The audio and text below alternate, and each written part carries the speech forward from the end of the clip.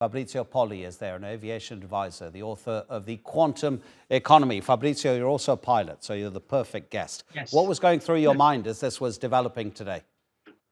Well, as pilots, we rely on air traffic control to keep safe separation between us and the other aircraft. And so obviously with the system going down, safety is the most important thing in aviation. I was concerned. I mean, I wasn't in the air at the time, so that's good, at least for me. But, it's creating a lot of disruption, and it's going to take a few days to fix. Now, this has come at such a timely the timing is, I mean, they're saying it's a fault. Was it a fault? Was it maybe a hack of somebody? Apparently this has happened in Rome today as well. So my question is, I'd be really curious to find out what the cause was of this thing, because the timing was almost perfect. If they wanted to create a disruption, today was the perfect day. You would have thought that the UK's air traffic control system, apart from all of the regional airports, by volume of passengers, London Heathrow is the second busiest in the world. How does the UK's air traffic control system not have a backup, which would mean that flights would carry on as normal? Well, you see, the thing is, our system here in England is one of the most sophisticated in the world. So, if this system has gone down, it's not just a UK problem, it's a worldwide problem, because this could have happened in Washington, it could have happened in Chicago, it could have happened in Frankfurt. So, we're talking 75 planes an hour landing at Heathrow Airport. Those are a lot of airplanes. This disruption is going to take days to clear.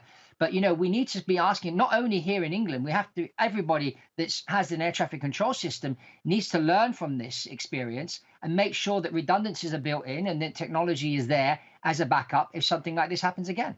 Presumably also the UK's air traffic control controls every plane entering UK airspace, even if it's not landing or necessarily even departing from the UK. Yes. In terms of the priorities at a moment of crisis like we've had over the past few hours, what are the priorities? The planes in the sky, would they be asked to kind of circle for hours or be redirected to other airports, therefore putting passengers even further disrupting their plans? Well, the first thing, of course, is, planes have fuel and fuel equals time. So priority will be given to those planes in the air. Of course, you have reserve fuel as well. But, some planes will have more reserve fuel than others. So obviously we have to get as many aircraft as possible into the UK. We won't be able to accommodate everybody because, it's all stacked up now. So some airplanes will end up landing in Amsterdam or Brussels, other airports nearby, and they'll have to refuel and then, get into the queue to come back to the UK. So it's going to cause a lot of disruption with the airlines, the passengers, to everybody really, and there's not much we can do. The only thing we can do is make sure that this problem that's been caused can get solved very quickly in the best possible way. When but you're safety in the is air, paramount. So fuel's key in this. Who we're giving priority to. when you're in the air, is it your aircraft's instruments that are detecting other airplanes in the vicinity, or is it air traffic control on the ground telling you?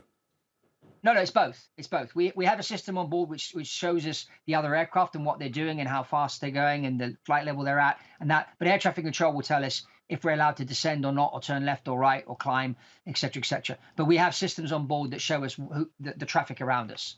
Right. Okay. Fabrizio, thank you so much. Really appreciate the expertise. Fabrizio Poli in Manchester. Thank you.